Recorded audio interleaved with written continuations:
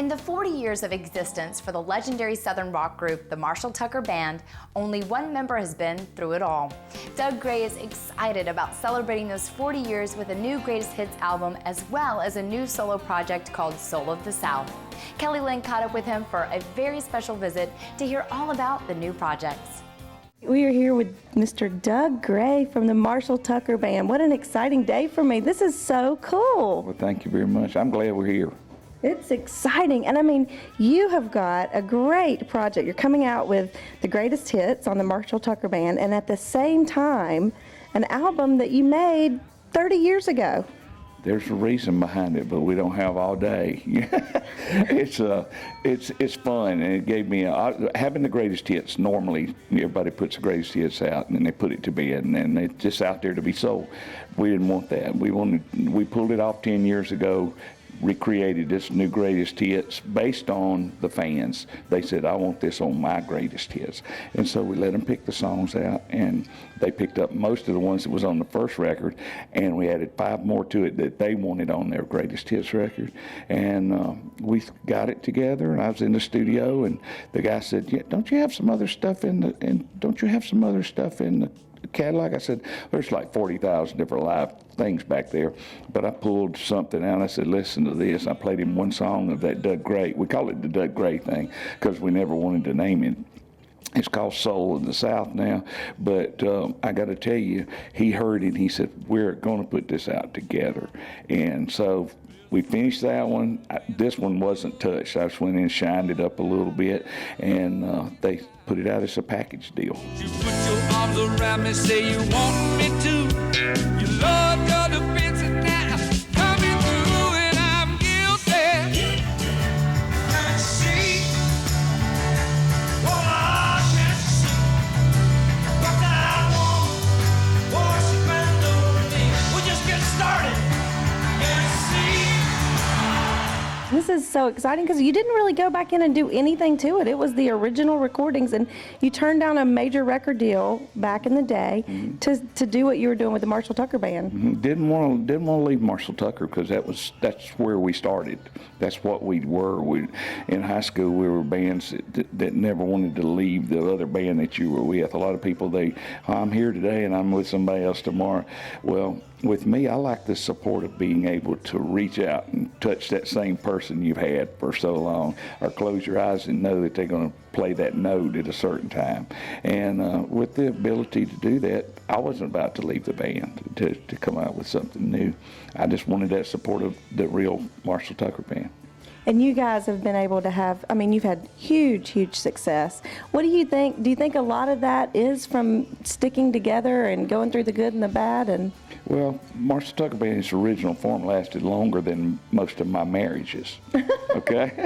So you're closer with the guys that you play music with, or no? Yeah, well, you're close. You're close because, I mean, if you think about what keeps you strong and what keeps us out there is the memories that we created that first 9 years of our career of going out and slamming it down people's throat, that we were a bunch of guys that went to high school together, and you too can be that same person.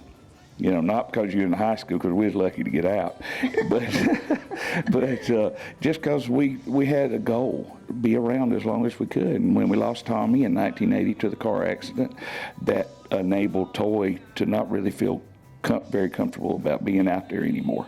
Toy was his brother, and then the guys just decided that, you know, we had 2 more records for Warner Brothers that we gave them, and it just wasn't the same anymore. But instead of waiting and taking time off, I come up and started hiring guys from Nashville.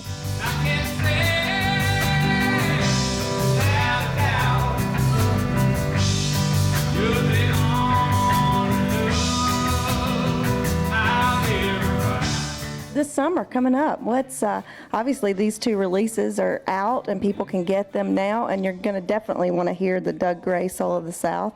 I think that's so cool too that you didn't do anything else to it from back when you first recorded it. It sounds like it was done in that period of time, 81. It sounds that way, synthesizers and the whole bit, and there was no reason to change. But this just in a month, we're going to Iraq to entertain the troops, and I was a sergeant in Vietnam, so I'm aware of what they're feeling and when their loneliness and stuff like that. So we're going over there to do that for a couple of weeks, and then we're coming back and doing our regular schedule, 140 shows a year.